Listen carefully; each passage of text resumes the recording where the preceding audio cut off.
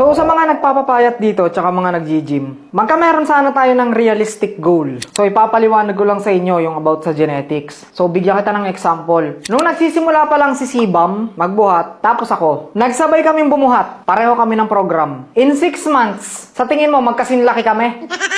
Yun yung sinasabi kong genetics. Doon sa 6 months na yon, di hamak na mas malapad yun sa akin, sigurado. So, bakit nga ba ganon? Kasi yung genetics na tinatawag, is eto yung si Sibam is pinanganak na mayroong mataas na growth hormone, HGH, at meron siyang mataas na testosterone. Pinanganak siyang ganon. Diba? Kumbaga sa isang kotse is hindi lang basta kotse yun. Talagang sports car yun na merong nitro. Isang bundle siya. Ganon siya. Pag sinabing top tier elite genetics. Ngayon, merong mga tao na ang agwat ng genetics is sobrang layo talaga. So, example, yan ulit. Nagsabay uli kami ni Sibam. Kunwari, sabay kami ng workout, no? Simula umpisa. Yung program na ginagawa niya is ayun din yung program na ginagawa ko, and then nagtuturok din ako. Kung ano yung dosage na tinuturok niya, ayun din yung ginagawa ko. So, sa tingin nyo, malalakihan ko si Sibam?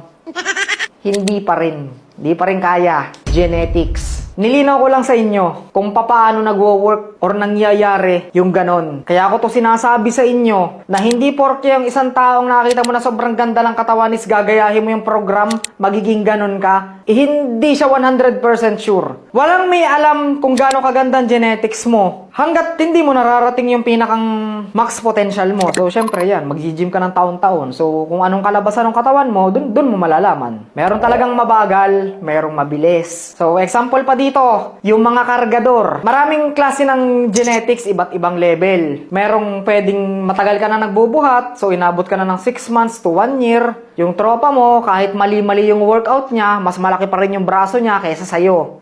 Nangyayari talaga yun. Kasi hindi talaga may iwasan. Pag sinabing genetics, kahit mali-mali ang program mo, lalaki ka. Yung iba nga hindi nag-gym eh.